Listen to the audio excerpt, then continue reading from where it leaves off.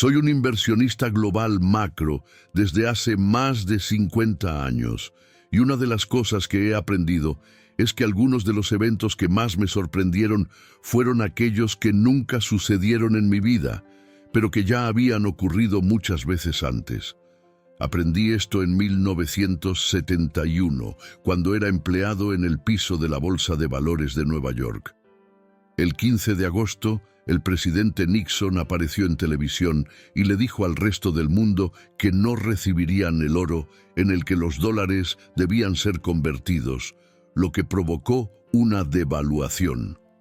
Yo trabajaba en el piso de la Bolsa de Valores de Nueva York y pensé que el mercado caería mucho, pero en su lugar subió considerablemente. Descubrí que lo mismo había sucedido en marzo de 1933, cuando Roosevelt hizo algo similar, y eso me enseñó que la historia se repite, aunque no necesariamente durante nuestra vida. Ahora bien, hay tres cosas que están sucediendo en nuestras vidas que nunca habían sucedido antes, y me di cuenta de esto hace algunos años. Comencé a estudiarlas. Estas tres cosas son la cantidad de creación de deuda y la impresión de dinero para monetizar esa deuda, lo cual está afectando la inflación, el valor del dinero y muchos otros aspectos.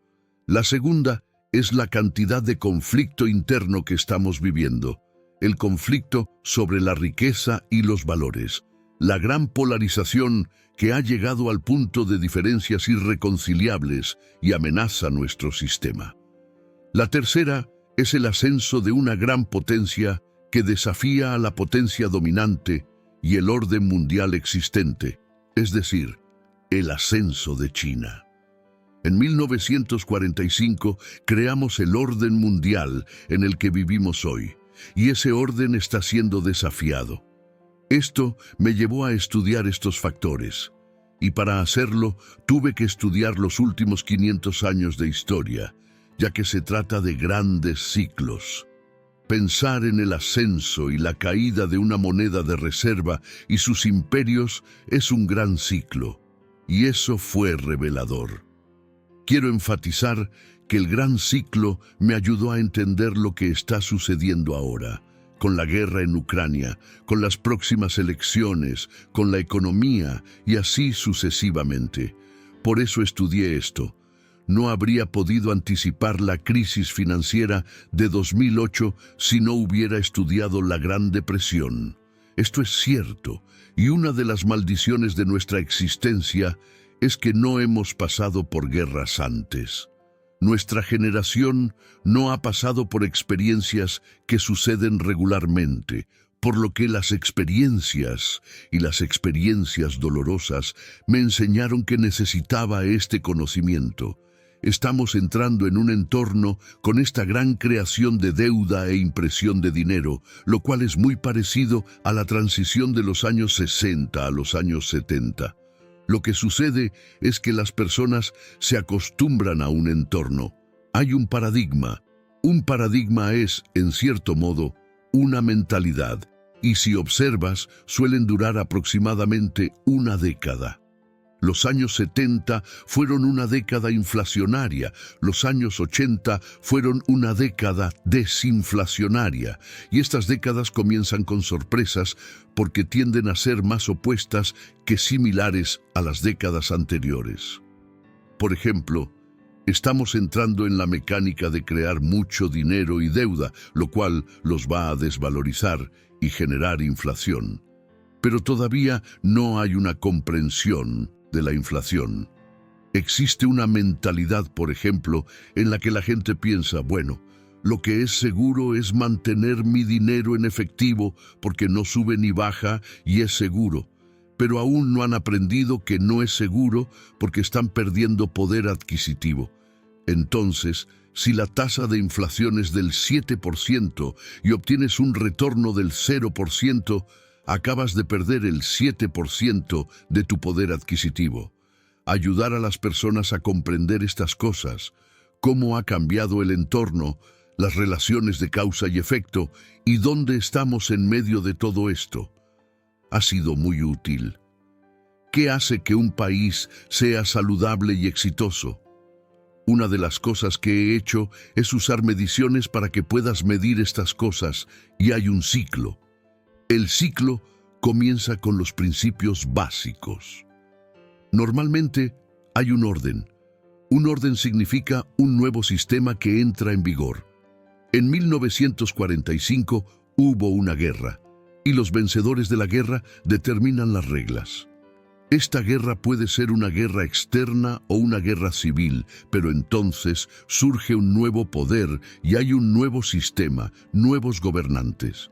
Los principios básicos comienzan con la civilidad de unos hacia otros y la educación.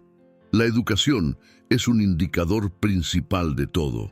Si inviertes en educación y civilidad, trabajando juntos y no teniendo conflictos, este período, generalmente después de la guerra, es un período de paz y prosperidad. Mejoras ocurren, pero naturalmente, a medida que las cosas mejoran y los niveles de vida aumentan, las desigualdades de riqueza también se amplían, al igual que las deudas aumentan. Esto es bastante cierto para los países que tienen monedas de reserva, ya que pueden pedir prestado al resto del mundo, ya que el resto del mundo quiere ahorrar en esa moneda.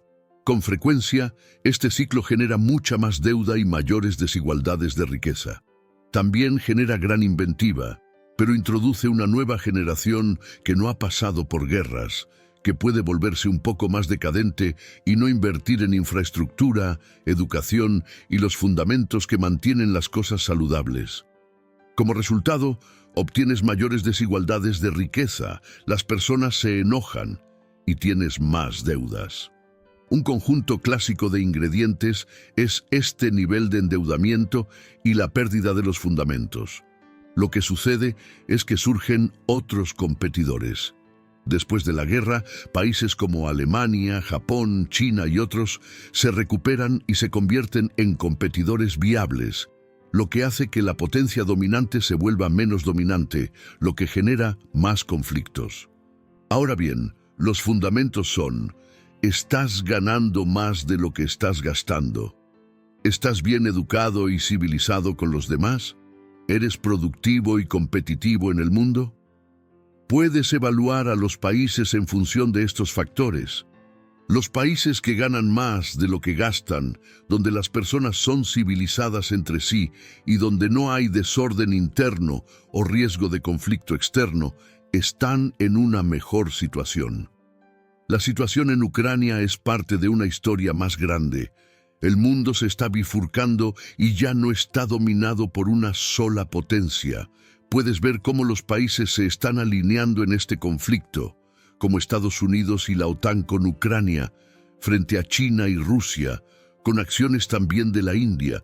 Esta polaridad mundial está comenzando a formarse y estamos viendo una especie de guerra de prueba.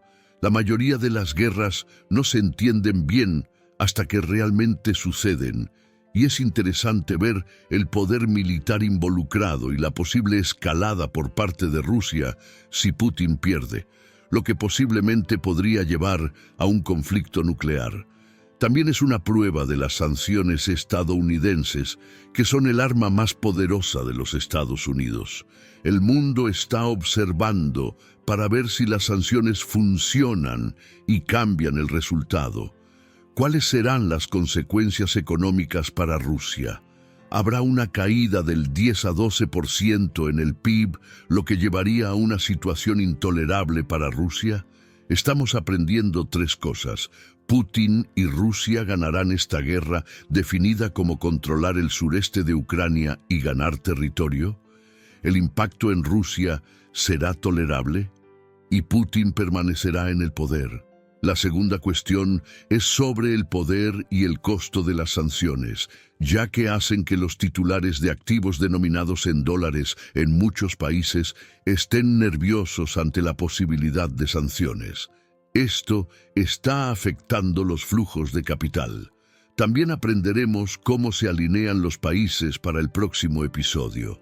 Curiosamente, en la Segunda Guerra Mundial se impusieron sanciones similares, como los embargos de petróleo, y el congelamiento de activos, que atraparon económicamente a Japón, lo que llevó a Pearl Harbor. La guerra económica a menudo precede al conflicto militar. El mundo se ha vuelto más interconectado.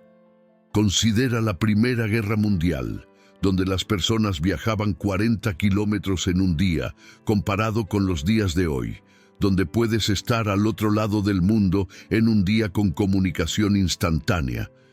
A pesar de estas conexiones, no han reducido las posibilidades de guerra. Por ejemplo, la realeza se casaba entre sí para evitar guerras, pero aún así, la Primera Guerra Mundial ocurrió. La conectividad también trae problemas, como la conectividad cibernética, creando una dinámica donde hay menos lugares seguros en la guerra moderna. Esto hace que sea vital evitar las guerras.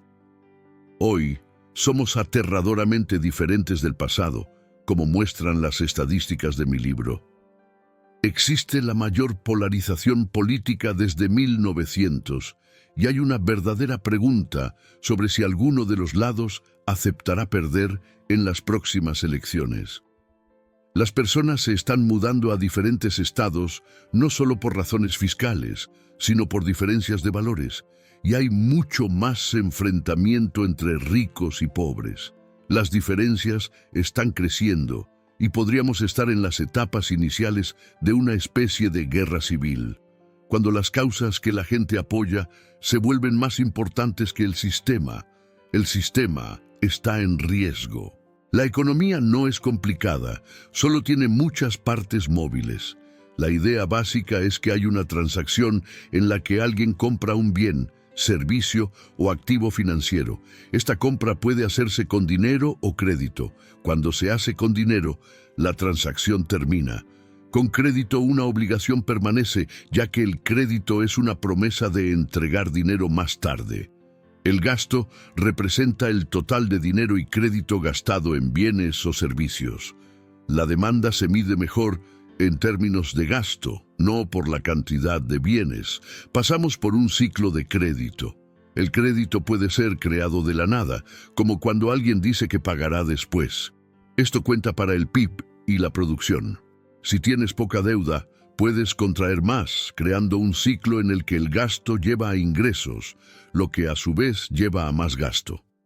La deuda, entonces, crece más rápido que los ingresos, creando un ciclo de deuda. Pero la deuda no puede crecer más rápido que los ingresos para siempre, y cuando esto sucede, llegamos a un punto en el que el crecimiento de la deuda se desacelera, llevando a un ciclo de desapalancamiento. El desapalancamiento significa que el crecimiento de la deuda se desacelera y el ciclo se revierte. Reducir las tasas de interés es una forma de combatir esto, ya que hace que la deuda sea más fácil de pagar. Reduce los costos del crédito y aumenta el valor de los activos. Sin embargo, cuando las tasas de interés llegan a cero, esa parte del ciclo termina, llevando al desapalancamiento. En el desapalancamiento, cuando la deuda no puede crecer más rápido que los ingresos, la austeridad y la reestructuración de la deuda se vuelven necesarias. Una depresión es una fase de desapalancamiento con austeridad y reestructuración de la deuda. Por ejemplo, durante la Gran Depresión o las recientes crisis financieras en Europa, vimos cómo se tuvo que tratar mucha deuda a través de la austeridad o la reestructuración de la deuda. La reestructuración puede implicar la reducción de la deuda, la extensión de los pagos o la reducción de las tasas de interés. Sin embargo, la reducción de la deuda tiene efectos negativos en la riqueza, por lo que debe equilibrarse con otras medidas como la impresión de dinero. En última instancia, el mejor desapalancamiento implica un equilibrio entre austeridad, reestructuración de la deuda, impresión de dinero y transferencias de riqueza. El desapalancamiento exitoso reduce la proporción de deuda en relación con los ingresos con el tiempo. Históricamente, países como Inglaterra después de la Segunda Guerra Mundial y Estados Unidos durante la Gran Depresión usaron este enfoque. El secreto es garantizar que la tasa de crecimiento del PIB nominal supere la tasa de interés nominal para evitar que la deuda se acumule. En 2007 vimos el error del crecimiento excesivo de la deuda en relación con el crecimiento de los ingresos. Apuntar a la inflación y al crecimiento sin considerar la deuda puede llevar a burbujas, como vimos en 1929, en Japón en 1990 y en la crisis financiera de 2007. Cuando se usa deuda para comprar activos financieros que no pueden pagar esa deuda, se crea una burbuja que eventualmente estalla, llevando a crisis económicas. El análisis presentado revela que los ciclos históricos, económicos y políticos son recurrentes y moldean profundamente el presente y el futuro, aunque muchas veces no los percibamos en tiempo real. La comprensión de estos grandes ciclos, como la creación excesiva de deuda, la polarización social y el surgimiento de nuevas potencias globales, es esencial para prever crisis y prepararse para las transformaciones que inevitablemente ocurrirán. La historia ofrece lecciones valiosas, y aquellos que la estudian pueden reconocer patrones y entender que lo que estamos viviendo hoy, aunque parezca nuevo, es en realidad una repetición con variaciones de eventos pasados. Vivimos en una era de incertidumbre, marcada por conflictos geopolíticos, disputas internas crecientes y la posibilidad de profundos cambios económicos. La combinación de una enorme creación de deuda, la creciente inflación y el ascenso de nuevas potencias globales como China pone en jaque el orden mundial establecido desde 1945. Al mismo tiempo, las tensiones internas y la polarización política amenazan la cohesión social y el funcionamiento de las democracias occidentales, ampliando el riesgo de inestabilidad y conflictos. El estudio de los ciclos económicos y políticos nos enseña que debemos estar atentos a los cambios de paradigma. Las décadas suelen definirse por sus características económicas y sociales, y la transición de un ciclo a otro suele ser abrupta, sorprendiendo a quienes no anticipan estos cambios. La historia también demuestra que los países que logran mantenerse productivos, civilizados, educados y equilibrados en términos fiscales son los que mejor resisten estas transiciones. Por lo tanto, comprender el pasado y sus ciclos no solo ayuda a interpretar el presente, sino que también ofrece las herramientas para anticipar el futuro. La capacidad de un país para adaptarse a los cambios, ya sea mediante políticas económicas prudentes, inversión en educación o preservación del orden social, será fundamental para enfrentar los desafíos que están por venir. En un mundo cada vez más interconectado, pero también polarizado y competitivo, la preparación para estos grandes ciclos será decisiva para el éxito y la estabilidad de las naciones y sus economías.